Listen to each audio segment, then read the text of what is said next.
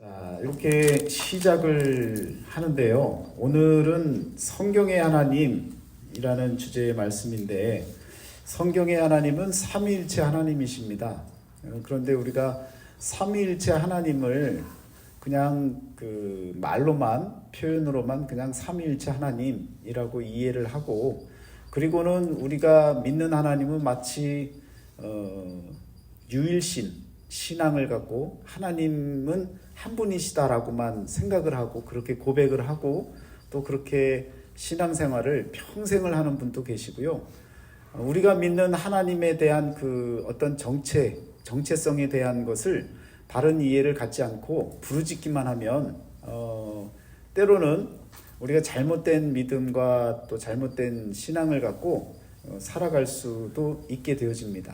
그래서 여러분들이 많이 아시는 표현들 가운데 삼위일체 하나님을 우리가 어떻게 표현한다고 하죠? 우리가 쉽게 이해를 한다라고 하면 주일학교 때 어린아이들에게 어떻게 설명을 할 수가 없으니까 이렇게 표현을 합니다. 아빠가 집에서는 아빠가 되어지고 직장에 가서는 과장님이면 과장님이고 또 학교에서 공부를 하고 있으면 학생이 되는 거야.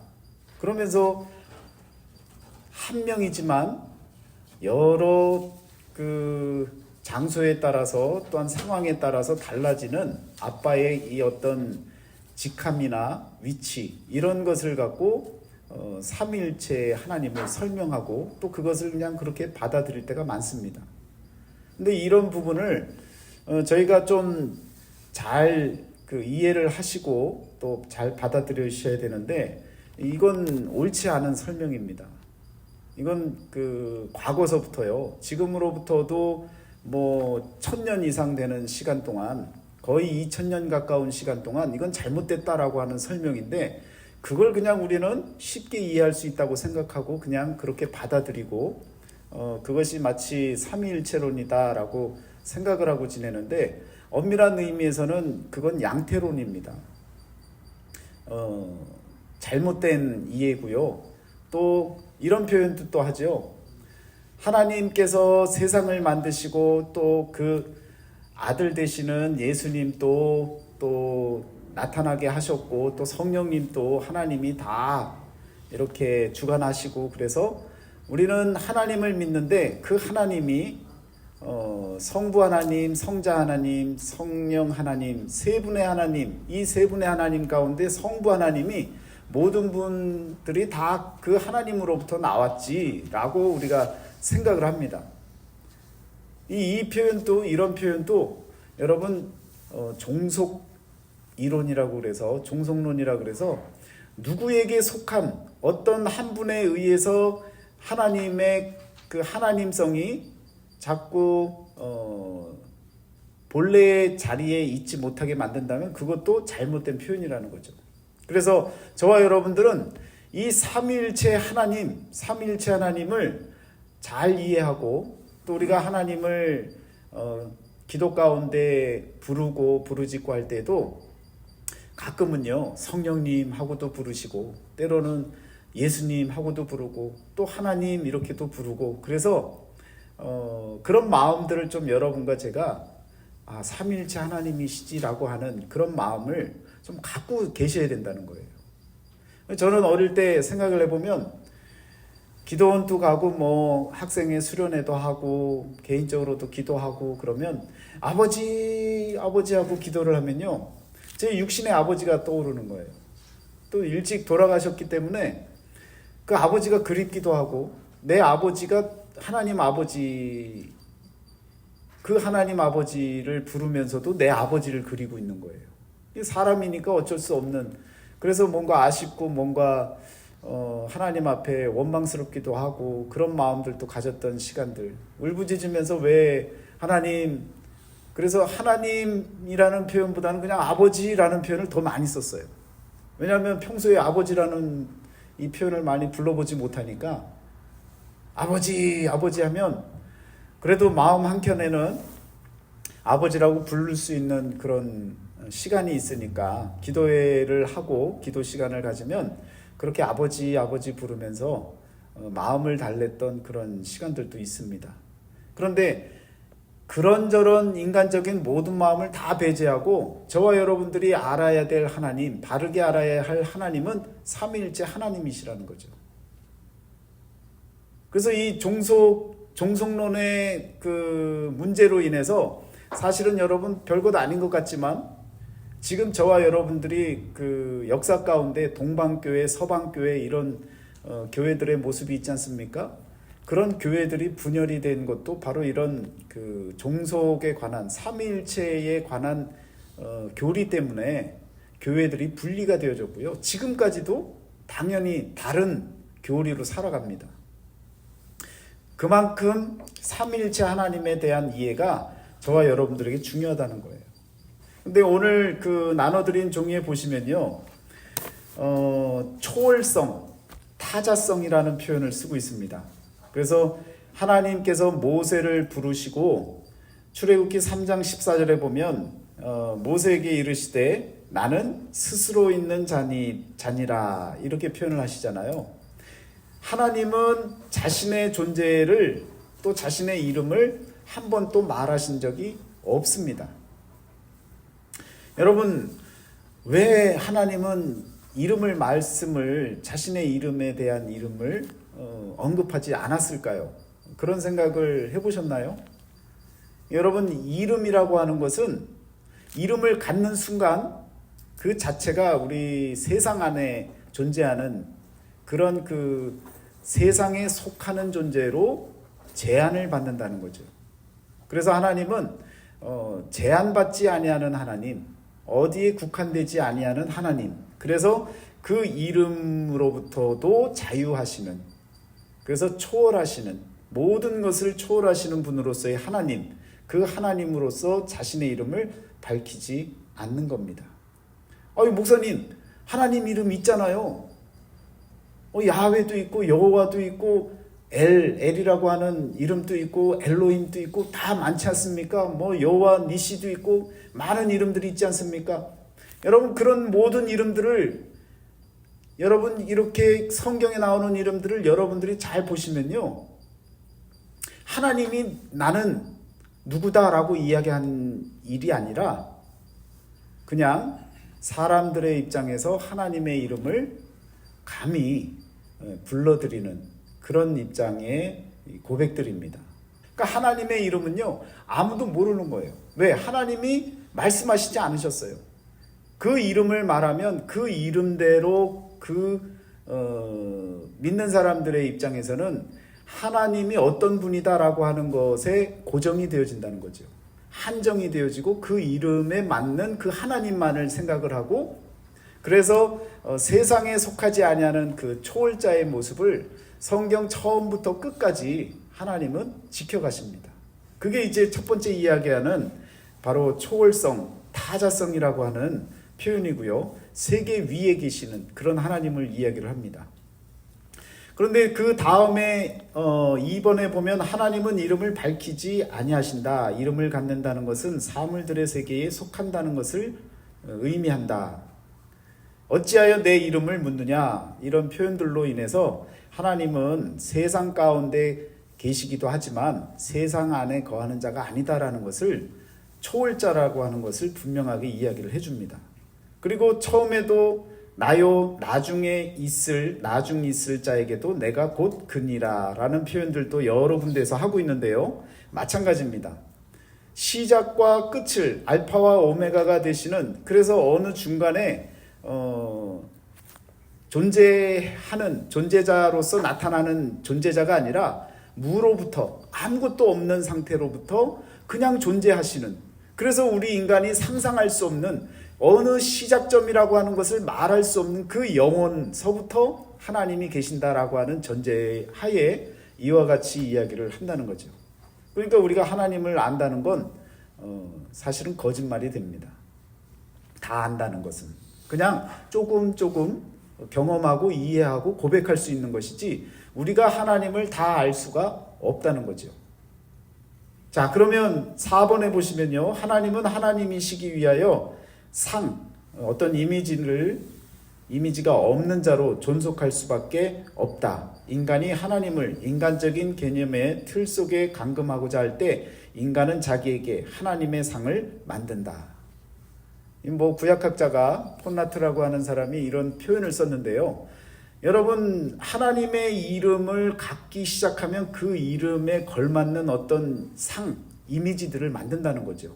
그래서 그렇게 만들어지기 시작하면 결국은 하나님을 세계 속으로 끌어들이는 이 잘못된 그런 모습들을 표출할 수밖에 없다라고 이야기하는 겁니다. 자, 첫 번째가 초월성인데 하나님은 초월적인 하나님. 두 번째는 관계성의 하나님. 이 관계성의 하나님의 구약에 나타나는 표현을 보면 아브라함의 하나님, 이삭의 하나님, 야곱의 하나님 이런 표현들이 나오잖아요. 하나님은 모든 인간과 관계를 하십니다.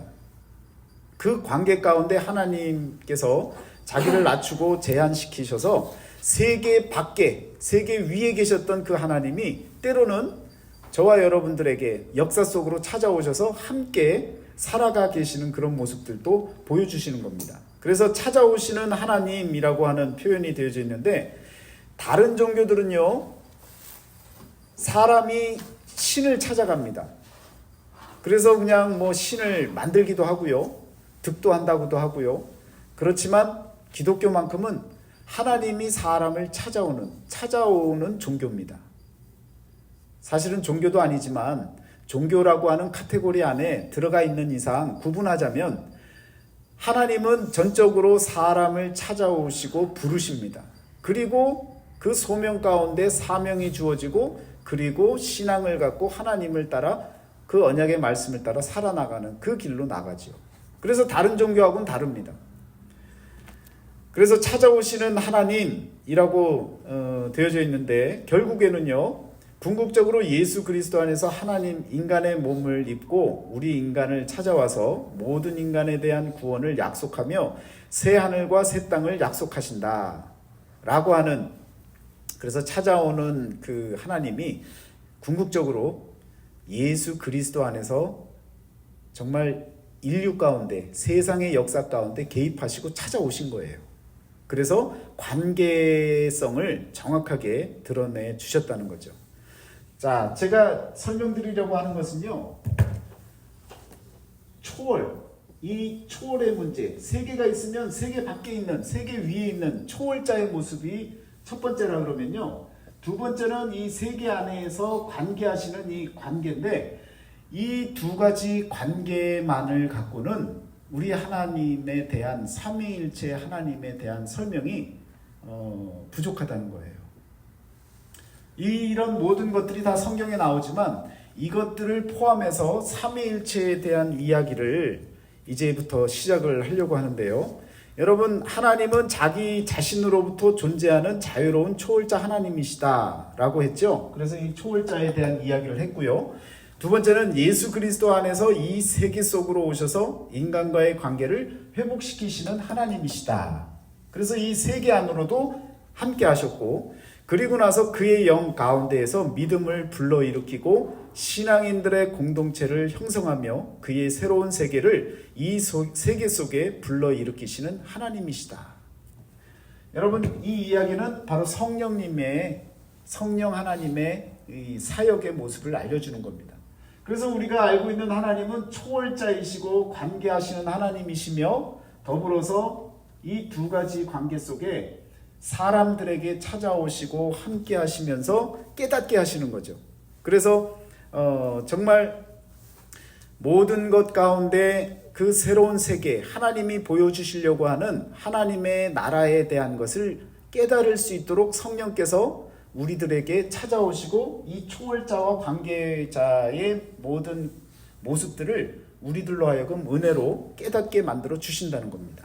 이게 바로 삼위일체 하나님의 모습이고 사역이고, 그리고 삼위일체를 설명할 수 있는 길이 되어질 수 있다는 거죠. 그런데 이 삼위일체론이, 여러분 이 아래 보면 4번에 보면 이런 말이 나옵니다. 대항이론, 아리우스의 종속론과 사벨리우스의 일신론적 신관인 양태론에 대항한 터툴리안이 삼위일체론 기초를 형성했다. 이건 이제 역사적으로 나타났던 그 노력이었는데, 사람들이 종속론에 빠져버리고 또 양태론에 빠졌던 그런 모습들 때문에 안 되겠다, 우리 하나님을 바르게 알려야겠다 라고 하는 마음으로 삼위일체 하나님을 설명하기 시작합니다. 그런데 그 아래 보면요, 고대의 종교적인 세계에 있어서 기독교를 외친 하나님의 삼위일체론은 기독교를 다신론, 그리고 범신론, 그리고 일신론으로부터 구별하는 이론이었다는 것이다. 그러니까 이 삼위일체론은, 우리가 성경에는 삼위일체라고 하는 표현이 없습니다. 그런데 하나님의 그 사역을 보다 보니까 하나님이 성부 하나님으로, 성자 하나님으로, 성령 하나님으로 이렇게 일하고 계시는 거예요. 그런데 사람들은 자꾸 성부 하나님에 대해서만, 유일하신 하나님 한 분만으로만 생각하는 사람도 있고, 성부, 성자, 성령을 각계의 신으로 보고 다신으로 보기도 하고, 그리고 또 다른 또 많은 신들에 대한 이야기들도 하고, 그러니까 하나님을 믿는 사람들은 신을 믿는, 신의 존재를 알고는 있는데 그 하나님의 이름을 잘못 알고 있는 많은 사람들에게 올바로 알려주기 위해서 이 삼위일체론이라고 하는 것이 역사적인 산물로 필요했다는 거예요.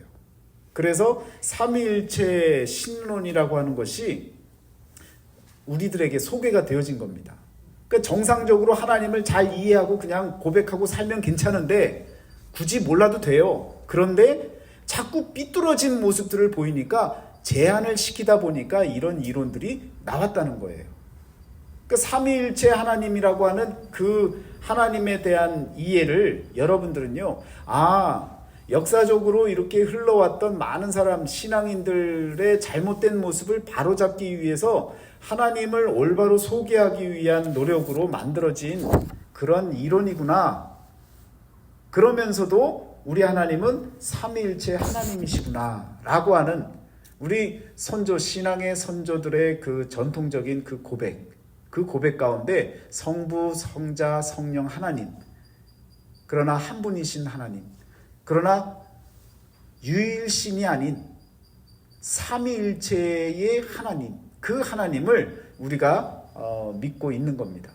유일신으로 가면요, 여러분 그 유대교도 지금 그렇고요, 그리고 이슬람도 그렇고요, 유일신입니다.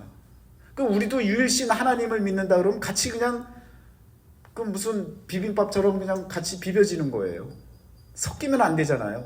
구분이 되어져야 되지 않습니까?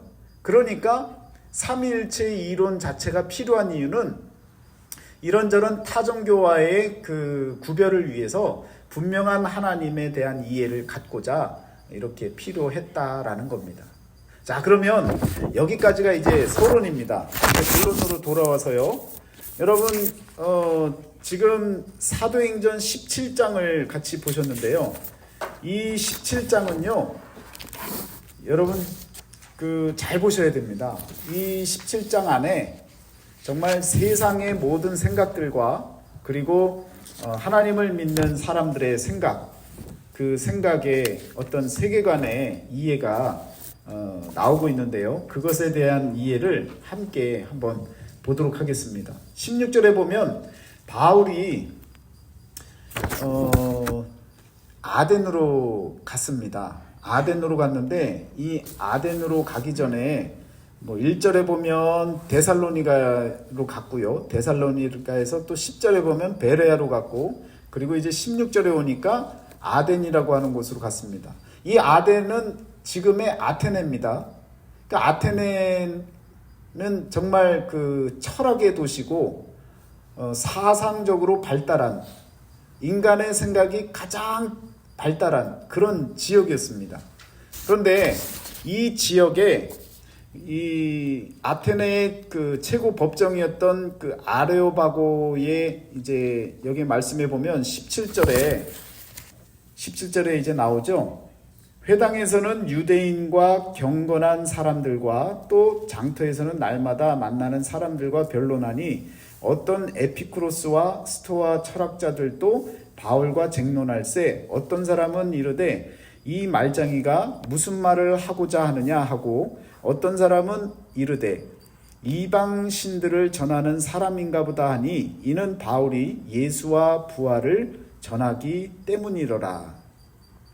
그를 붙들어 아레오바고로 가며 말하기를 내가 말하는 이 새로운 가르침이 무엇인지 우리가 알 수 있겠느냐. 여러분, 이렇게 나오면서 지금 그 18절에서부터 나오는 이야기가 나오는데 에피쿠로스와 스토아 철학자들이 바울과 쟁론을 한다는 표현을 해요. 그런데 여러분, 이 성경에 지금 이 표현이요, 보세요. 지금 여기가 아덴인데 아테네입니다. 그런데 이곳에서 지금 사도 바울이 어떤 말씀을 증거했다 그랬어요? 예수와 부활에 대한 말씀을 증거했다 그랬어요. 그런데 그 대상들이 누구였냐면 쟁론했던 사람들이 그때 당시에요. 그 아테네에 발달했던 사상들이 전 세계로 다 퍼져갑니다. 그런데 그 중에 지금 나왔던 그 두 스토아 철학자들이 있었고요. 또 하나는 에피쿠로스주의자들이 있었습니다. 근데 또 하나는요, 그때 당시에 아카데미아주의라고 하는 또 하나의 이 사람의 이 생각이 아주 3대 이 세 가지의 철학이요, 사람들의 사상이 아주 팽배하고 서로 논쟁하고 서로 싸우고 있었던 그런 때입니다. 여러분, 이 스토아주의라고 하는 건요, 과거에만 있었던 게 아니에요. 에피쿠로스도 마찬가지고요, 또 아카데미아주의도 마찬가지입니다. 이 세 가지를 여러분이 잘 아시면 지금 이 시대에 대한 생각도 오늘 우리들이 어떻게 받아들여야 할지에 대한 이해가 충분히 되어집니다. 여러분, 이것이 하나님이고 이것이 사람이라고 하면 이 관계를 사람의 눈으로 하나님을 바라보는 그 시선이 있잖아요. 하나님을 이해하는 시선, 신이라고 하는 이 신을 여러분이 인간이 어떤 관계에서 바라봤냐면 첫 번째는요, 신과 인간이 이렇게 하나 되어지는 이런 관계로 본 사람들이 누구냐? 바로 요 스토아주의입니다. 이렇게 그림으로 표시를 하면요. 두 번째는 신과 인간이 멀리 떨어져 있는 이런 관계로 본 것이 에피쿠로스주의입니다. 이렇게 떨어져 있어요. 멀리 떨어져 있어요. 자, 아카데미아주의는 뭐냐면 아카데미. 여러분 많이 들어보셨죠? 무슨 성경 아카데미, 대학을 가리키잖아요. 근데 이 아카데미라는 표현은요, 플라톤이 그 학당을 만든 거예요. 그 학당 이름이 이 아카데미아였습니다. 그런데 이 아카데미아에 모이는 사람들은 여러 모든 지식들을 다 받아들여요. 마찬가지로 신에 대한 것도 모든 신들을 다 받아들입니다. 왜? 애매모호하거든요. 좀 불안하거든요. 그래서 보이는 인간은 그대로 있는데 신에 대한 여러 가지 생각들이 있어요. 그래서 이 모든 신들, 전통적으로 내려왔던 신이라고 하는 전통의 뿌리를 갖고 있는 모든 신들을 다 받아들입니다. 그게 이제 로마 사회였어요. 그런데 이 신들을 다 받아들이는 이유가 뭐냐면 저 신들 중에 혹시나 하는 마음으로 나를 구원해 줄 수 있는 사람이 있다면, 신이 있다면 나는 그 신을 쫓아가겠다. 그러니까 다 믿는 거예요. 이것이 이 세 가지, 첫 번째, 두 번째, 세 번째 패턴이 이렇게 많은 신들과 인간의 관계를, 이것이 바로 세상에서 생각했던 신과의 인간의 관계의 이 전체로 따지면 여러분 이 세 가지로 나눠 볼 수 있다는 거예요. 그런데 성경에 아덴으로 갔던 바울이 어떤 이야기를 하냐면 예수와 부활에 대한 이야기를 이 사람들에게 전합니다. 전하니까 이 사람들이 놀란 거예요. 도대체 이게 무슨 얘기냐? 그러면서 뒤에 나오는 말씀에 보면 사도행전 17장 21절에 보면 모든 아덴 사람과 거기서 나그네 된 외국인들이 가장 새로운 것을 말하고 듣는 것 이외에는 달리 시간을 쓰지 않음이더라. 여러분 지금도 그래요. 세상 가운데 세상에서는요. 이때 이 자리를 잘 지켰던 사람들 스승들은요. 지금으로 얘기하면요. 저기 동부에서 그 대학의 교수들입니다. 또 철학하고 뭐 세상을 이끌어가는 리더들이에요. 이 사람들은요. 새로운 것에만 관심이 있어요. 새로운 것에만 집중하고 먹고 사는 이런 것은 문제 삼지도 않습니다. 왜? 자신들이 말하는 것을 위해서 사람들이 돈을 다 후원해 주거든요. 생각만 하십시오. 이거 아닙니까? 그러니까 여기에 모인 사람들도 1세기 때에 바울 시대 1세기 때에도 이때 이 사람들은요. 아테네에서 머리만 키우고 있는 거예요. 지식만 키우고 있는 거예요. 가장 새로운 신지식을 받아들이는 가장 앞선 지식의 사람들이 바로 이런 사람들이었습니다. 그런데 바울이 와서 지금 예수와 부활에 대한 이야기를 하니까 이건 또 무슨 소리야? 너무 신기한 거예요. 왜 신기한지를 여러분들이 이해를 하시면 성경도 이해가 되시고요. 오늘 우리가 살아가고 있는 이 시대도 시대상도 이해가 될 수 있다는 거예요. 뭐냐면 스토아주의자들은요. 어려운 얘기를 하는 게 제가 아닙니다. 스토아주의자들은 하나님과 인간이 그냥 이렇게 하나처럼 여겼어요. 그래서 세계 자체가 이 세상 자체가 무엇이냐? 하나님으로 알고 있던 사람들이에요. 그 이것이 조금 쭉 가서 어떤 그 조금 이 사상의 끝으로 간다. 잘못된 조금 변질된 것으로 간다. 그러면 이건요. 범신론이 됩니다. 범신론이 뭡니까? 모든 것이 다 신이라는 거죠. 여러분 이 앞에 이렇게 있는 이 테이블도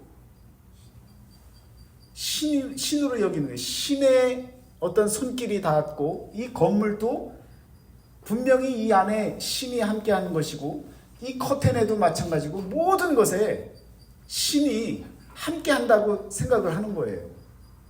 그러니까 이런 생각들로 인해서 이 사람들은요. 마음가짐이 어떻겠습니까? 신성한 거죠. 모든 것이 아주 신성한 거예요. 그러다 보니까 내적인 그냥 모든 것 있는 그대로를 그대로 받아들이는 사람들인 거예요. 그냥 내추럴하게 자연스럽게 받아들이는 그런 그 의식과 사상과 세계관을 가진 사람들이었습니다. 그리고 이 에피쿠로스주의자들은요. 신은 있는 건 아는데 신이 멀리 떨어져 있는 거예요. 이 세상을 분명히 신이 창조했다는 건 알겠는데 그 신이 여기 없고요. 저 멀리 어디 딴 곳에 있어서 관여하지 않는다는 거예요. 그러니까 이 땅은 어떻게 해야 되는 거예요? 누가 관리를 해야 돼요? 사람들이 관리를 해야 되는 거죠. 우리 인간이 이 세상을 바꿔나가고 발전시켜 나가고 번영시켜 나가야 된다라고 하는 생각을 가진 사람들이에요. 그래서 에피쿠로스 그러면 우리가 쾌락주의자들로 이해를 하는데 그 쾌락이 이 말초신경을 자극하는 어떤 그런 쾌락이 아닙니다. 상당히 자기로부터 자기 개발을 통해서 어떤 배움을 통해서 느끼는 그 쾌락과 기쁨 이런 것 있죠. 아주 지적이고 그리고 여러분 인간으로서 아주 고차원적인 그런 기쁨 그 기쁨을 이 에피쿠로스 학파 사람들이 진정한 인간의 삶으로 봤던 거예요. 그러니까 하나님은 저 멀리 계시니까 우리 인간들이 이 세상을 잘 끌어가야 된다는 거예요. 근데 여러분 이런 생각이 쭉 나가잖아요. 나중에 어떤 사람 어떤 생각들로 바뀌어지냐면 계몽주의 사상이 시작이 바로 여기서 나오는 겁니다. 그러니까 계몽주의라고 하는 이름 자체도 뭡니까? Enlightenment라고 하는 EN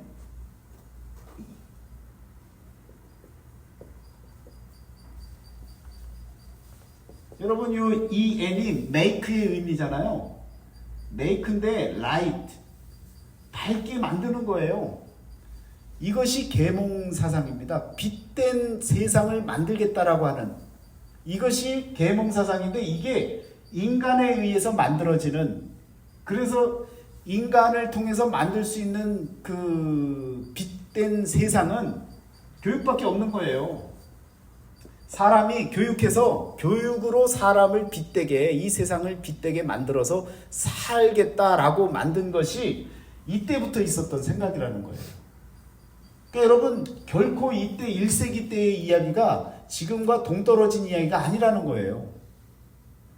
자 그러면 이 에피쿠로스주의자들이 갖고 있던 이 생각으로 하나님이 너무 멀리 떨어져 있어서 인간 우리 자체가 이 세상을 지켜나가야 된다. 바꿔나가야 된다. 이런 생각을 했죠. 이 사람들은요. 모든 신을 다 받아들이잖아요. 말 그대로 이게 나중에 가면 다원주의 같은 그냥 있는 그대로 다 존중해주고 다 모든 걸 받아들여서 같이 사는 게 중요한 거예요. 그냥 인간의 이 자기의 어떤 그 생각하고 꿈꾸는 그런 것들을 만들어가고 또 성취시키는 것이 이 사람들의 목표입니다. 그런데 예수님과 부활에 대한 이야기를 했더니 이 세 부류가 다 놀라는 거예요. 놀랐던 이유를 성경에서 이제 말씀해주고 있는데요. 자 어디서부터 보시냐면요. 24절 보세요. 내가 두루 다니며 너희가 위하는 것들을 보다가 알지 못하는 신에게라고 새겨진 단도 보았으니 그런즉 너희가 알지 못하고 위하는 그것을 내가 너희에게 알게 하리라. 이 세 부류의 모든 이 가장 세상에서 앞서가는 사람들 신지식인들이 알지 못하는 신 그런 단을 세워놓고 그냥 종교심을 갖고 살아가는 모습을 보면서 이 사도 바울이 지금 이야기를 해주는 겁니다. 그런데 24절에 보시면요. 우주와 그 가운데 있는 만물을 지으신 하나님께서는 천지의 주제시니 손으로 지은 전에 계시지 아니하시고 자, 이 말씀 24절 말씀을 하면서 여러분 우리가 가질 수 있는 생각이 뭡니까?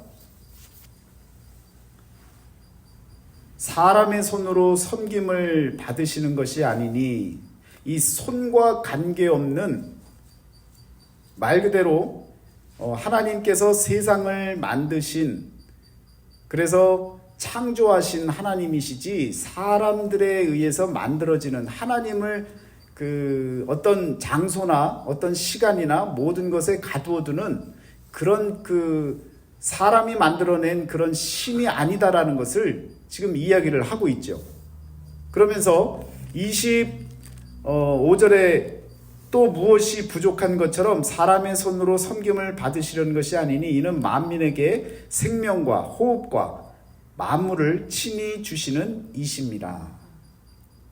성령님께서 우리들에게 어떤 선물을 또 더불어서 여러분과 저에게 생명과 호흡과 만물을 친히 주시는 그런 그 하나님의 사역을 이렇게 설명을 해주고 있는데요. 여러분 26절에도 인류의 모든 족속을 한 혈통으로 만드사 온 땅에 살게 하시고 그들의 연대를 정하시며 거주의 경계를 한정하셨으니 초월자의 하나님 세상에 갇혀 있지 아니하는 다른 신들은 다 세상 안에 있는 신들이에요. 아니면 아예 떨어져 있는 신인데 하나님은 그런 하나님이 아니라는 거죠. 그래서 제한도 받지 않고 한정되지도 않고 더불어서 세상을 만드신 창조주다라고 하는 이런 표현을 통해서 지금 세 부류의 사람들은요. 신에 대한 이 개념 자체가 완전히 새로운 그 신 개념을 지금 듣고 있는 겁니다. 더불어서요. 27절에 이는 사람으로 혹 하나님을 더듬어 찾아 발견하게 하려 하심이로되 그는 우리 각 사람에게서 멀리 계시지 아니하도다. 자, 멀리 계시지 아니하도다. 누구를 향해서 지금 하고 있는 말이에요? 에피쿠로스주의자들이죠. 멀리 있다라고 이야기를 했는데 멀리 계시지 않으시다는 거예요. 가까이에 계신다는 거죠. 그러니까 에피쿠로스주의자들도 이게 무슨 얘기지? 라고 하는 생각을 하는데, 더불어서 여러분 그 28절 29절에 보시면요, 29절에 보세요. 이와 같이 하나님의 소생이 되었은즉 하나님을 금이나 은이나 돌에다 사람의 기술과 고안으로 새긴 것들과 같이 여길 것이 아니니라. 사람들이 만든 것에 그 안에도 신이 존재한다고 여기고 함께한다고 여겼던 스토아주의자들을 향해서 이야기를 하는 거죠. 하나님은 그런 데에 계신 분도 아니다라는 거예요. 그러니까 여러분, 지금 이 세 부류의 사람들은 지금 한 방 맞은 것 같은, 자신들이 알고 있었던 그 모든 신의 이름, 그 신의 영역을 넘어서는 또 다른 신을 지금 소개받고 있는 거예요. 그래서 세계 자체가 또 범신론으로 이렇게 발전해 나가는 그런 그 스토아주의자들의 생각과 전혀 다른, 그래서 하나님이 너희들의 손으로 만든 그 물건이나 금, 은, 동이나 뭐 이런 것에 속한 분이 아니다 라고 하는 사실 때문에 이 스토아주의자들도 놀라는 거죠. 그러면서 지금 알지 못하던 시대에는 하나님이 간과하셨거니와 이제는 어디든지 사람에게 다 명하사 회개하라 하셨으니 돌이키라는 거예요. 돌이키는 거예요. 이 세 가지 영역에 속해 있던 사람들로 하여금 돌아서라는 거예요. 회개하라가 그냥 단순히 그냥 우리가 기도하면서 회개합니다, 그 회개의 기준이 아니라 말 그대로 돌아서는 거예요. 돌아서서 진정한 하나님 앞으로 나오라는 겁니다. 알지 못한 시대에는 그냥 그렇다 치더라도 지금 이제는 안 된다는 거예요. 여러분, 그러면서 이는 정하신 사람으로 하여금 천하를 공의로 심판할 날을 작정하시고 이에 그를 죽은 자 가운데서 다시 살리신 것으로 모든 사람에게 믿을 만한 증거를 주셨음이니라. 그래서 이 사람들에게 바로 하나님께서는 세상을 시작서부터 끝까지 심판하시는 날까지 이 직선적인 세계관 가운데 마지막에 심판 때에 이 심판날이 임할 것까지를 정하신 것이 하나님의 세상이고 하나님이 만드신 이 세계다라는 것을 지금까지 몰랐던, 알지 못하던 신들에게 절하고 또 그 신들을 의지하고 살았던 이 세 부류의 사람들, 세상 지식과 세상 사상 가운데 놓여져 있던 사람들에게 지금 예수 그리스도를 통해서 죽은 자 가운데서 다시 사는 예수 그리스도의 부활하심을 나타내줬죠. 설명을 했죠. 그러니까 신은 저 멀리 있는 것도 아니고 그냥 전체가 다 신인 것도 아니고 하나님께서는 이렇게 만드신 세상 가운데 찾아와 주시고 그리고 죽으셨다가 다시 살아나심으로 인해서 자신이 인간으로 낮아지고 또 그리고 죽임까지 당하셨다가 다시금 본래의 자리로 올라가는, 인간에게 볼 수 없었던 새로운 세계를 보여준 새로운 세계의 시작점을 이 부활을 통해서 이 세상의 하나님의 정체를 설명하고 있는 겁니다. 여러분, 이 생각들이요 지속적으로 계속 이어지는 겁니다.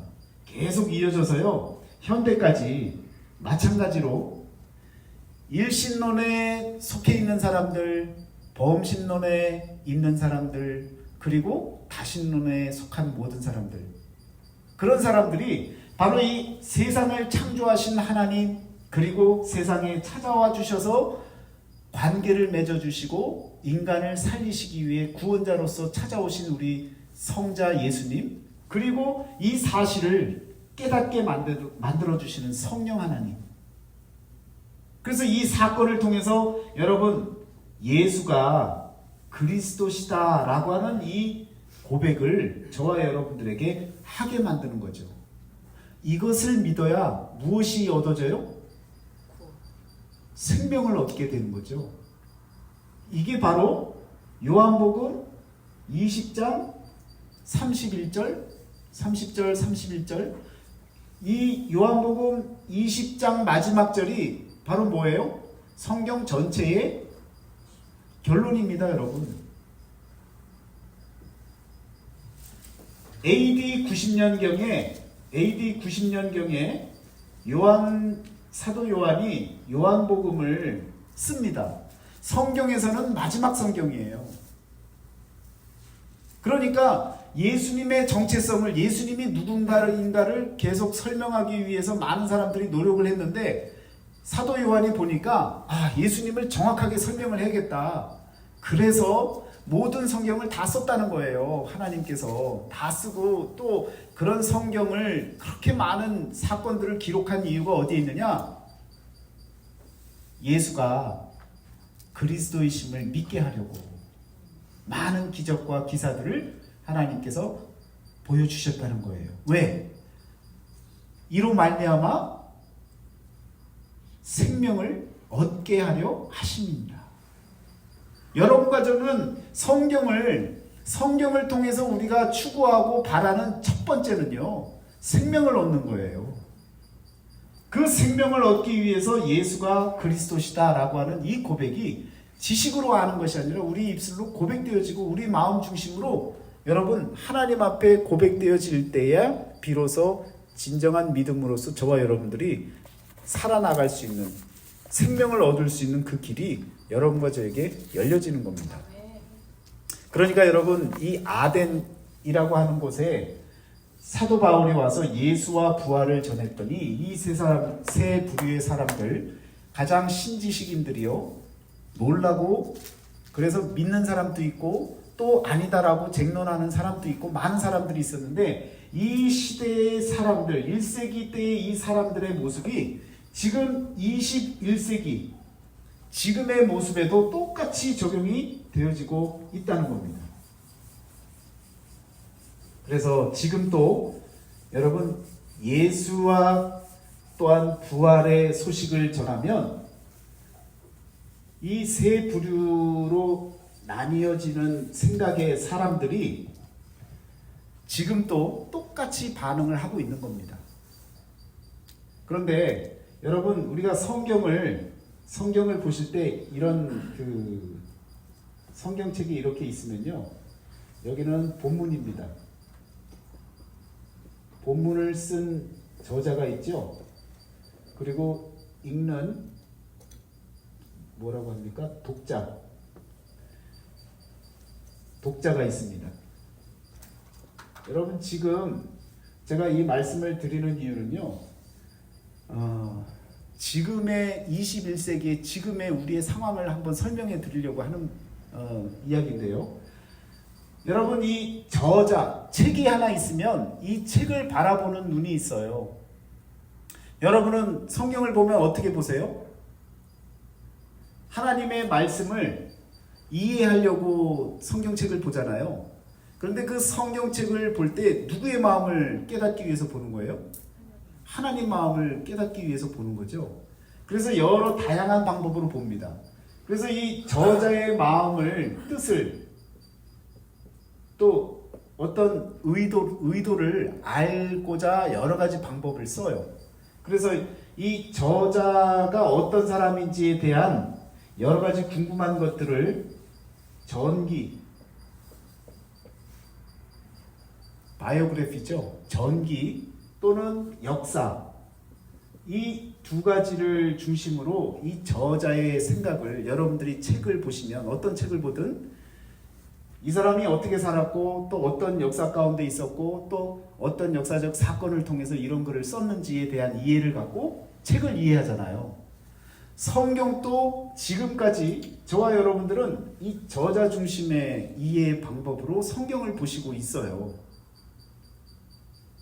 그런데 이 본문을 보니까 다양한 해석들이 나오는 거예요.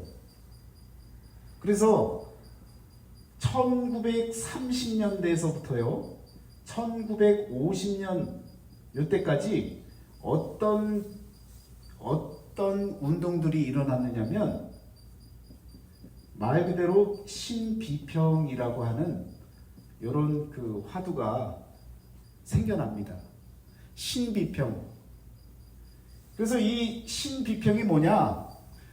저자가 쓴 내용들의 책들이 있는데 책들을 보다 보면 이름 없이 쓰여진 책들이 남아 있잖아요. 그러면 저자가 누군지도 모르는데 본문만 잘 보면 이해가 될 수 있잖아요. 그러니까 저자 생각하지 말자. 그냥 이 본문에만 충실하자.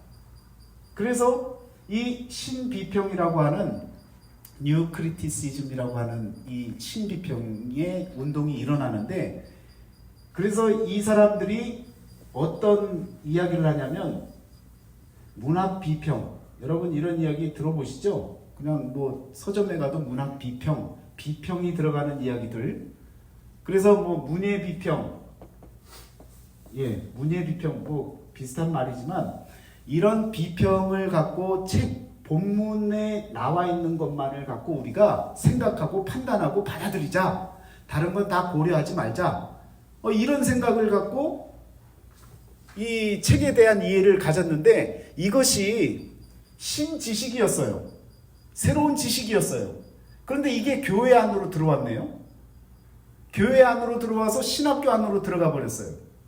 그랬더니 신학교에서도 무슨 일이 벌어지느냐면 이 문학, 성경도 문학으로 보자. 그래서 그 문학의 내용이 무엇인지를 저자 사람 뭐 나와 있지 않은 사람들 상관없다. 이 성경의 내용만을 보자. 그래서 모든 걸 다 제껴놓고 여러분 이 문학적으로 성경을 바라보는 새로운 눈이 생깁니다. 그래서 성경을 문학이라고 하는 이 카테고리 안에서 보기 시작하니까 신앙이 붙겠어요? 떨어지겠어요?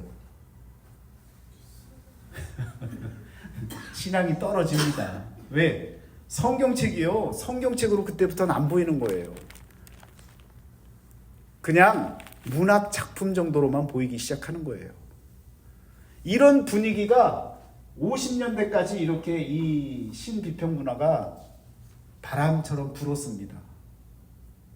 이렇게 불고 여러분 이렇게 만들어지는 생각들이 있었는데 이런 생각을 하다 보니까 처음에는 저자적인 전통적인 생각을 갖고 성경을 봤던 사람들이 갑작스럽게 본문만을 갖고 성경을 보자 이 바람이 부니까 또 어떤 생각이 드느냐? 야, 그러지 말자. 우리 독자의 입장에서 보자. 각자가 갖고 있는 생각으로 성경을 보자. 왜? 아무리 성경이 있으면 뭐하냐? 읽는 사람이 없으면 성경이 살아있을 수가 없지 않는 거냐? 그러니까 우리가 살아있는 우리 존재가 성경을 봐야 성경도 살아나는 거다. 그럴듯하잖아요. 그러니까 성경을 이제는 독자 중심으로 보자. 우리가 갖고 있는 생각을 갖고 성경을 보자. 이런 의식들이 발달을 합니다. 그래서 여러분 60년대 이후로 여러분이 잘 알고 지금까지도 알고 있는 여성운동 뭡니까? 페미니스트. 페미니즘이 이때 나오는 거예요. 그래서 성경을 보는데 성경에 여자 얘기가 있어요. 그리고 소외된 자, 약한 자, 그리고 과부, 또 더불어서 뭐 여러 가지 소외계층에 대한 이야기들, 여자에 대한 이야기들이 나오잖아요. 그 이야기가 안 나오는 게 아닌데 여성 운동가들이 여성 운동 중심으로 성경을 봅니다. 그러다 보니까 성경이 여자 운동, 여성 운동을 위한 책으로 바뀌어버리는 거예요. 독자 중심으로 성경이 바뀌어버리는 겁니다. 대표적인 게 이런 예예요. 여러분, 그래서 이런 그 생각들의 변화로 인해서 성경을 바라보는 눈들이 또 이해하는, 하나님을 이해하는 생각들이 많이 달라지는 거예요. 왜 이런 말씀을 드리느냐? 여러분, 지금 우리가 하나님의 말씀을 보면서 하나님을 이해하는데, 그 하나님이 보여주신 성경 말씀을 하나님의 뜻과 계획과 하나님의 역사 가운데 바라봐야 되는데, 사람들이요 이런 생각을 하기 시작하면서 지금 독자 중심까지로 이 생각의 변화가 오면서 이제는요 모든 것을 어떻게 했습니까? 다 난도질을 해버렸습니다. 그런데 이렇게 오게 만든 이유가 있어요. 어떻게 왔느냐면, 이 저자를 통해서 계속 일자라고 하는 얘기가 계속 그래도 쭉 이어오다가, 여러분 이렇게 신비평이라고 하는 생각이 나오고, 그리고 본문 중심으로 다른 거 다 빼고 바라보자는 이야기도 나오고, 그리고 독자 개인의 생각이 받아들여지는 대로 바라보자라고 하는 이 눈까지 나오는 동안에, 여러분이 잘 알고 있는 포스트 모던, 이게 포스트 모더니즘이 여러분 지금 우리를 압박하고 있는, 그리고 이 시대를 바꿔가고 있는 생각들 아닙니까? 그런데 이 생각들하고 이 독자 중심의 이 생각하고 맞아요. 시대적으로 지금 이 흐름으로 가고 있는 거예요. 포스트 모더니즘이라고 하는 이 자체가 여러분 말 그대로 이렇게만 이해하시면 돼요. 전통, 모든 것 앞에 기준 또 다 밖으로 나가버리고, 또 진리도 다 밖으로 나가서 각자가 상대적인 각 개인이 갖고 있는 생각이 진리화되어지는 생각, 그것을 인정하자는 거예요. 그게 지금 이 포스트 모더니즘의 생각이고, 이런 생각들이 결국은 같이 맞춰서 독자 중심의 해석을 하자라고 하는, 이것이 바로 상대주의적인 진리관입니다. 내가 생각하는 것이 진리면 다른 사람이 생각하는 것도 진리로 인정하는 거죠. 인정하는 건 좋아요. 서로를 이해해주고 또 존중해주고 하는 건 좋아요. 그런데 우리 생각이 본래적인 성경을 바라보고 하나님을 이해하는 생각에서 이렇게 계속 독자 중심으로 바뀌다 보니까, 문제는요 하나님을 하나님으로 안 받아들이는 거예요. 내 생각의 하나님은 이런 하나님이야 라고 내가 갖고 있는 생각으로 하나님을 새롭게 만들어 버립니다. 이것이 지금의 현실이라는 거예요. 결국은요 여러분, 모더니즘이 갖고 있는 생각이 뭐였습니까? 모더니즘이라는 현대라고 하는, 근대라고 하는 이 표현은요, 인간 모든 운명의 주인이 바로 나다라는 거예요. 나 중심의 세계관을 만들어가는 세상이 현대의 사상이었다면, 이제는 그 이성과 또 개인의 생각을 갖고 만들어갔던 이것에 대해서부터도 더 자유하게 인간을 부르짖자는 거예요. 그러면 이 이전에 여러분 말 그대로 계몽사상이 이렇게 있어서 사람들을 교육해서 사람들로 인해서 세상을 바꾸자 하는 얘기가 있었고, 그 전에는요, 이게 나오기 전에 르네상스라는 14세기쯤에 나타났던 이 운동, 재생, 다시 인간으로 돌아가자 라고 하는 이 표현, 이게 어디서 나온 거예요? 중세에 어디로부터 자유하자라고 나온 겁니까? 하나님을 교황 그리고 백성으로 가는 이 직선적인 구도관에서 탈출하자는 것 아니었습니까? 신 중심의 세상에서부터 인간 중심으로 나가자라고 하는 이런 세상의 움직임이 이렇게 여기까지 왔어요. 잘 보시면 여러분 중세 때의 신 중심의 세상이었습니다. 그런데 너무 변질되고 부패해갖고 문제가 너무 많아서 종교개혁이 일어나고 그리고 인간을 부르짖는 거잖아요. 그러면서 인간의 그 자유를 위해서 살아가자라고 이야기를 하면서 더불어서 쭉 이렇게 인간 그러면서 여러분 문명의 주인이 나니까 여기서는 과학도 역사주의도 이런 모든 것들이 세상을 끌어가는 힘이 되어졌었습니다. 그런데 인간을 위한 가장 최선의 길이 무엇이냐? 인간을 자유하게 만드는 거예요. 여기서부터 갇혀 있었던 인간을 풀어주는 거예요. 쭉 풀어주다 보니까 이제 남은 게 뭐예요? 인간을 인간답게 해주는 인간의 자유. 이 자유를 어디서 찾아야 되느냐? 인권에서 찾아야 되는 거예요. 이 인권을 완전히 해방시키는 것이 이때서부터 시작되어진 인간 운동입니다. 그래서 여러분 이렇게 해서 이 인권을 완전히 해방시키기 위해서 여기에서 탈기준, 탈전통 이런 모든 것 가운데 인권을 자신의 인권을 지켜줄 수 있는 최대 자유는 자기의 결정권을 인정해 주는 거예요. 그러니까 여러분 성적인 이 성의 개념도 다 바꿔버리는 것 아닙니까? 전통적인 이전에 전통적인 이 생각은 뭐였습니까? 남자와 여자 그리고 그것이 부부가 되는 관계에서 인간의 자유를 부르짖다가요 인권까지 왔어요. 그래서 뭐 소수인들을 위해서 여러분 얼마나 많은 법들이 만들어집니까? 그러면서 인권 하다가 지금은 이제는요 가정도 기초 공동체인 그 가족도 개념 자체가 이제는 깨져버립니다.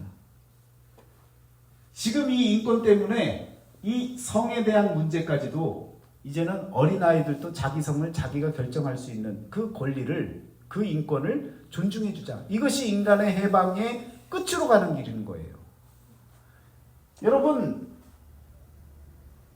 저자 중심으로 생각했던 그 생각에서 하나님 중심으로 생각했던 그 생각에서 중간에 본문을 중심으로 뭔가 중간다리를 건너서 이제 독자, 개인의 생각, 개인 중심으로 생각하는 세상으로 지금 바뀐 거예요.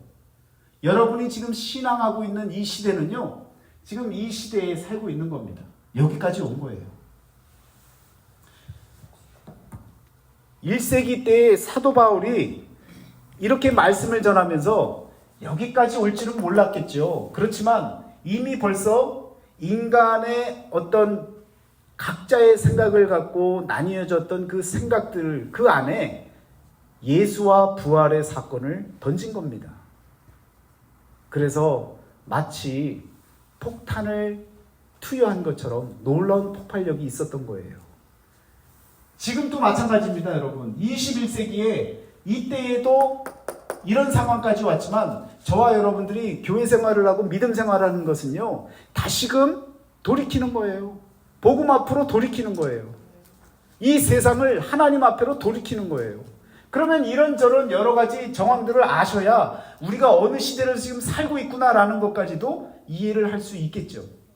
그래서 지금 우리가 거꾸로 가야 된다는 거죠. 이 인간의 성에 대한 자유까지 왔던 이 시대의 지금의 흐름에서 거꾸로 인권이 정말 인간을 위한 인권이냐 성경적으로 우리가 확인해 봐야 된다는 거예요. 더불어서 독자 중심으로 개인이 생각하는 진리가 진짜 진리가 될 수 있겠느냐 그걸 물어보자는 거예요.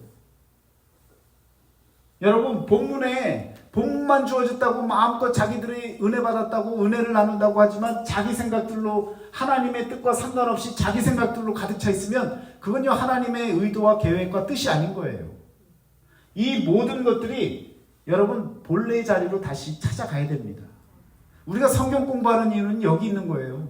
세상이 이처럼 타락했고요 인간 중심으로 이제는 바뀌어버렸습니다. 법제화시켰어요. 우리가 이제 깨닫고 다시금 돌이키려면 너무 어렵지만 우리가 제자도를 갖고 하나님의 예수님의 제자로서 다시금 복원시키기 위해서 중세로 돌아가자는 게 아니라 본래적인 하나님 중심의 세상을 만들어가도록 저와 여러분들이 깨어서 기도해야 된다는 거예요. 그 정신을 갖고 여러분과 제가 이런 변화되어지는 세상에 앞으로 그 다음에 어떤 자유를 위해서, 인간의 어떤 자유를 위해서 여러분 바뀌겠습니까? 지금 이제는요, 이 인권에서 인간이 일도 안 하고 아무것도 안 하는, 그래서 이 AI 시대를 지금 맞이하고 있잖아요. 인간의 자유를 위해서 끊임없이 과학은 발달합니다. 그런데 정작 이렇게 발달하는 것이 저와 여러분들에게 정말 편리를 주고 세상이 좋아졌다라고만 얘기할 수 있겠냐고요. 그러면 안 된다는 거죠. 하나님의 뜻이 무엇인지를, 하나님께서 우리를 왜 사랑하시고 어떻게 구원하셨고 삼위일체 하나님께서 어떻게 역사하셔서 이 세상을 이끌어 가시는지에 대한 것을 여러분과 제가 알아야 된다는 거예요. 그래야 세상에 나가서 지금 잘못된 세상을 살아가고 있는 사람들에게 우리의 할 소리를 전할 수 있는 사람들, 하나님을 변론할 수 있는 그런 저와 여러분이 되셔야 된다는 겁니다. 너무 지금 성경하고 상관없는 것 이야기하는 것 같습니까? 이게 성경 얘기입니다, 여러분. 성경은요, 처음 시작서부터 끝까지 이야기를 다 적어놨습니다. 하나님께서 약속하신 말씀들이에요. 우리는 지금 21세기를 살고 있어요. 그러면 지금까지 있었던 모든 살아있는 하나님의 말씀이 지금은 작용을 안 합니까? 아니에요. 지금도 계속해서 면면이 흐르고 있는 하나님의 언약이 마지막 때에 성취될 때까지 계속해서 살아 움직이십니다. 그러면 이 상황 가운데 여러분과 제가 이 세상의 변화를 읽어내야죠. 그냥 기도만 하면 되겠습니까? 어떤 기도를 해야 될지 구체적인 세상의 안타까운 마음들을 갖고 우리가 무엇을 위해서 기도할지를 우리가 찾아내야 되는 거예요. 그러면서 정말 세상이 나로 인해서 바뀌지는 않더라도 끝까지 나만이라도 하나님 앞에서 끝까지 세상이 무너진다고 해도 사과나무를 심는 그 심정으로 끝까지 믿음을 지켜갈 수 있는 그런 믿음의 사람이 되셔야 된다는 겁니다. 이 세상을 끝까지 하나님이 언약이라고 하는 관점을 갖고 이것을 갖고 이 세상을 끌어가고 계십니다. 그럼 저와 여러분은 이 언약을 알아야 이런 세상의 모든 변화 가운데서도 그 언약을 붙잡고 하나님 말씀 안에서 믿음으로 살 수가 있는 거예요. 잘 먹고 잘 살고 건강하고 뭐 좀 누릴 수 있고 그것이 하나님 은혜고 나는 잘 살았고 다음 세대 또 잘 살겠지. 여러분 이 정신은요 무척이나 개인주의적인 정신이고요. 하나님이 원하는 정신이 아닙니다. 영원 구원을 위해서 우리가 공부해야 되는 이유가 이런 데 있는 거예요. 왜 세상이 이렇게 바뀌고 있는지, 우리 자녀들에게 어떻게 세상을 알려줘야 되는지, 이런 고민들을 저와 여러분들이 하고 살아야지 그냥 오늘 돈 잘 벌었어, 월급 받았어, 수입이 괜찮아졌어, 그러니까 그냥 하나님이 이 세상 다 알아서 치리하실 거야. 하나님은 사람을 통해서 역사하십니다. 저와 여러분을 부르시고 이렇게 만나게 하셨다면 분명히 이곳에서 하나님이 원하시는 그 계획과 뜻이 있다는 겁니다. 이제는요 조금 더 구체적으로 하나님 앞에 아를 때입니다. 사도행전 17장에 나와 있는 이 말씀을 보면서요, 진리는요 처음부터 끝까지 변하면 안 되는 것이고요, 절대로 틀려도 안 되는 것이고요, 여전히 일관성을 갖고 진행되어지는 겁니다. 1세기 때의 진리도 21세기 때의 진리도 똑같은 거예요. 그때 당시에 세계의 부류, 세계의 생각들, 그 생각에 폭탄을 던졌던 사도 바울처럼 저와 여러분들도 이 세상에 예수 그리스도의 부활하심을 증거해야 되는 거예요. 그것이 살 길입니다. 예수가 그리스도이신 이 사실을 고백하고 하나님 앞에 나올 수 있도록, 돌이킬 수 있도록 회개하라라고 하는 이 표현이요, 다른 것이 아닙니다. 알지 못하는 신에게 절하고 엎드리고 삼위일체의 신이 아니신, 하나님이 아니신 다른 신을 그냥 생각하면서 이루고 있다면 이것도 잘못된 것 아니에요. 여러분과 저는요, 잘 아셔야 됩니다.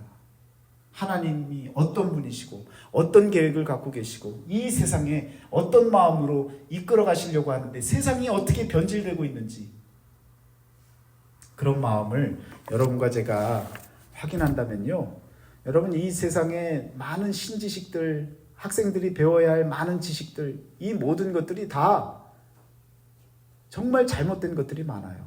그런데 주입식으로 그냥 받아들이고 그것이 세상이고 그것이 전부이고 그것이 나를 살게 하는 방법이라고 생각을 하고 그렇게 나가고 있는데, 우리 부모들은 또 어른들은 그냥 기도하면 된다라고 얘기하는 거예요.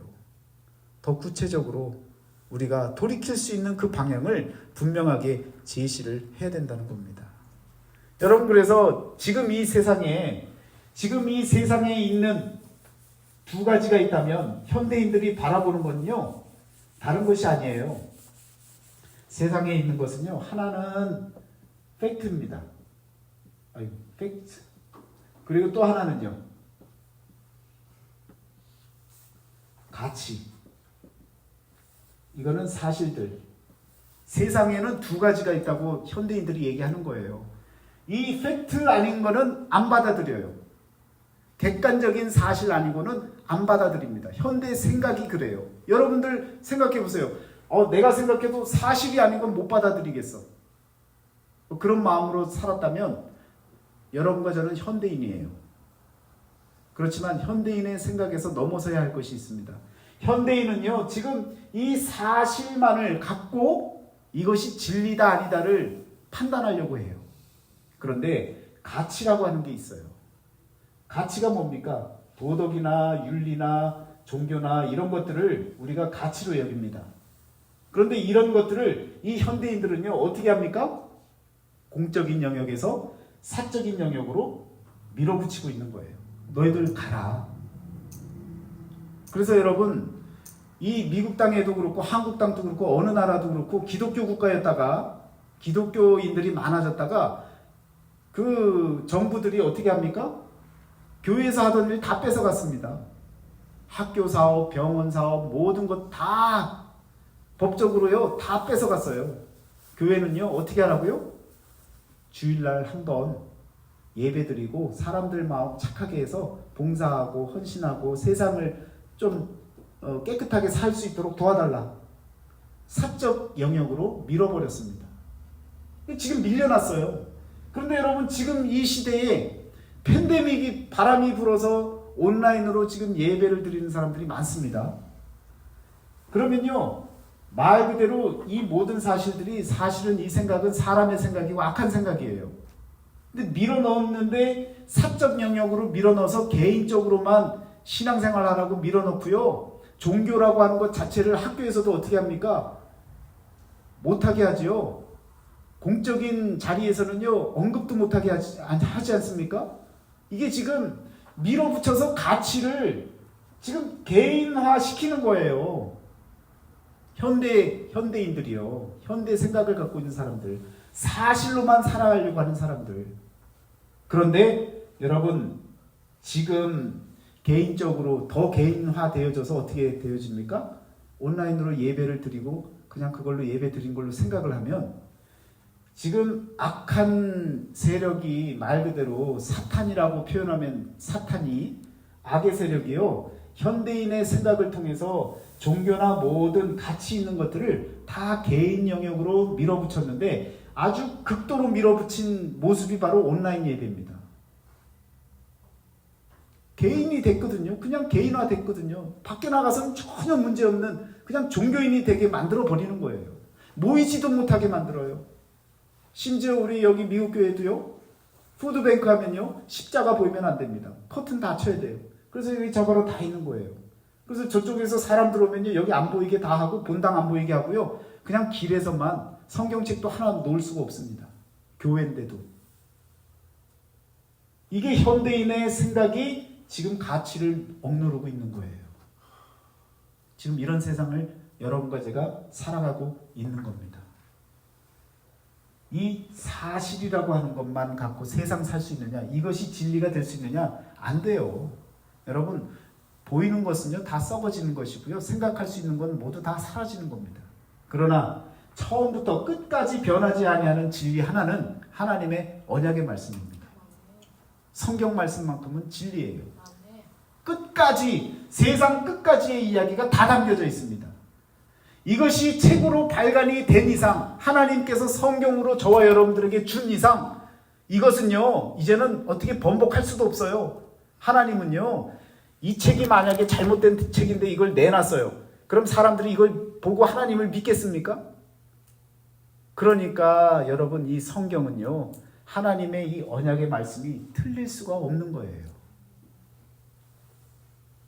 이것이 만약에 안 나왔으면, 성경이 안 나왔으면요 여러분 밀당도 하고 막 그냥 뭔가 잘못되어 있는 거 있어도 그냥 덮어지고 그럴 수 있을 거 아니에요. 그런데 이게 나왔어요. 세상에 나왔다고요. 예수님 이야기가 나왔다고요. 이건 진리라고 하나님께서 진리의 말씀을 주셨다고 했는데, 이것이 바뀌면, 하나라도 오차가 생기면 진리가 아닌 겁니다. 이것이 우리의 가치로 여겨져야 되는 거예요.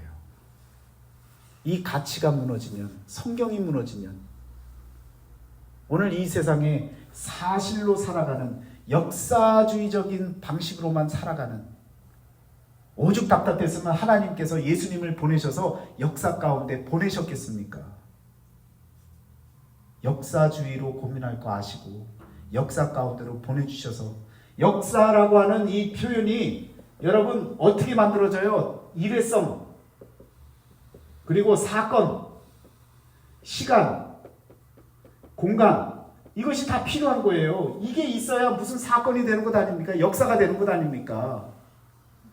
오죽 답답하면 하나님께서 말씀하시다 세상 안에 역사 속으로 이렇게 들어오셔서 이례적으로 33년을 사시고 죽으시고 다시 살아나시고 시간과 공간 안에서 사람들을 만나시고 그러면서 이 역사적인 현장을 보여주셨는데도 불구하고 못 믿겠다는 거예요.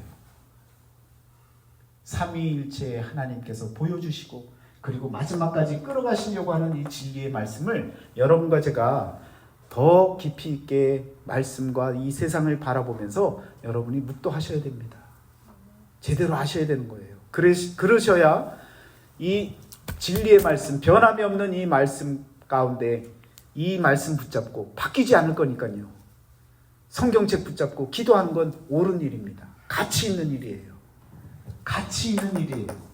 여러분, 이것에 눌리면 안 됩니다. 사실에 의해서 가치가 눌려져서는 안 되는 겁니다. 사도 바울이요, 아덴 땅에서 세상 지식인들에게, 모든 세상의 부류의 사상가들에게 예수의 부활하심을 증거했고, 어떤 것도 아닌 바로 이 사실과 가치를 함께 보여주고 믿게끔 만들어서 이 세상에 구원의 길을 연 거 아닙니까? 오늘 저와 여러분들에게도 그런 사명이 있는 거예요. 하나님의 말씀을 바르게 하시고 더 깊이 하시고 또 세상에 어떤 변화가 일어나는지 세상의 변화도 바라보시고 그러면서 여러분과 제가 세상을 위해서 기도하시고 바꿀 수 있는 일로 여러분 힘써서 나가야 되는 겁니다. 그래서 성경 공부하는 거예요. 성경 보고 은혜 받고 감성적으로 감사해요 하나님, 기뻐요. 며칠 지나면 확 지나갖고 이것도 안 봐요. 여러분, 그게 신앙입니까? 올바른 신앙입니까? 어느 날은 이러죠. 성경책 딱 펴갖고 어디 나왔나, 무슨 말씀을 주시나. 심지어 잠언서 여러분 31장인가요? 거기 갖고 점 보는 분도 있어요. 31절 딱 있는데 그걸 갖고 오늘 며칠이지 하고 딱 보면 거기에 맞는 말씀, 이거 오늘 맞네.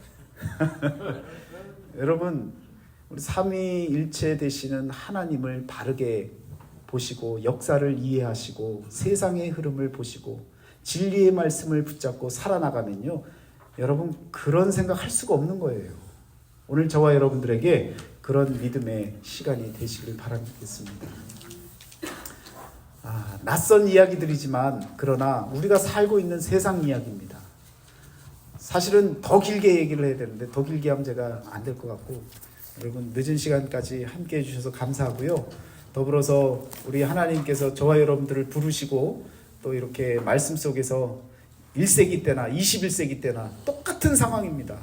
상황만 바뀌었지요. 진리의 말씀을 증거해야 되는 저와 여러분들의 사명은요, 하나입니다. 그 마음 갖고 진리를 붙잡고 말씀 붙잡고 살아계신 하나님 바라보며 살아가는 저와 여러분이 되시기를 기도합니다. 함께 주기도문으로 마치겠습니다.